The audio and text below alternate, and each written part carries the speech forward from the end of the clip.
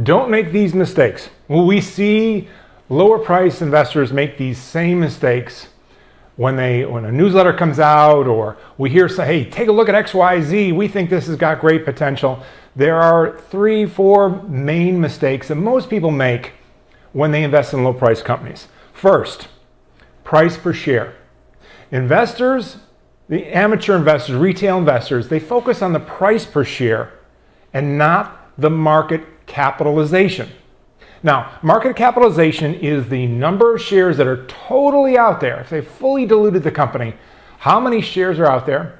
Multiply it by the price. That gives you your market cap. That is what you focus on, not the price per share. We've seen a company, just recently, they have over 1 trillion shares outstanding. They've got a market cap over $1 billion. And it's less than, I think, half a penny. So you look at that and say, wow, geez, a half a penny, I could buy a ton of stock. It's never going anywhere if it's got $1 billion market cap. So focus on market cap first.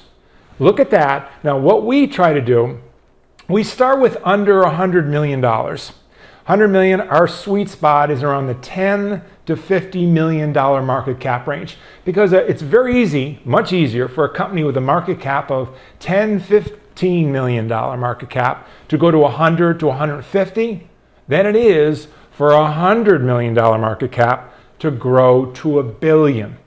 And we only look for companies that have the potential to grow at least tenfold. Or think of us like as a venture capital of the stock market. We want big winners. We don't want base hits. We want big winners. And in order to have a big winner, you need to get in just before the institutions, and that's usually around the $100 million market cap range. So we kind of look for companies in the 10 to 50 million. We see if they have the potential to bump their market cap up to 100 pretty quickly, if they're not very well covered. That is what we look for. The other big mistake that most lower price investors make is they invest in a company thinking institutions will buy it. Now, we can tell you, we look at companies all the time, and we hear people say, hey, take a look at XYZ.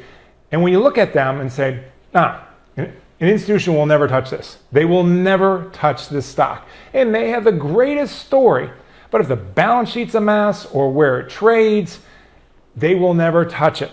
So yes, you may get some nice returns with retail investors getting behind the story, but an institution will never touch it.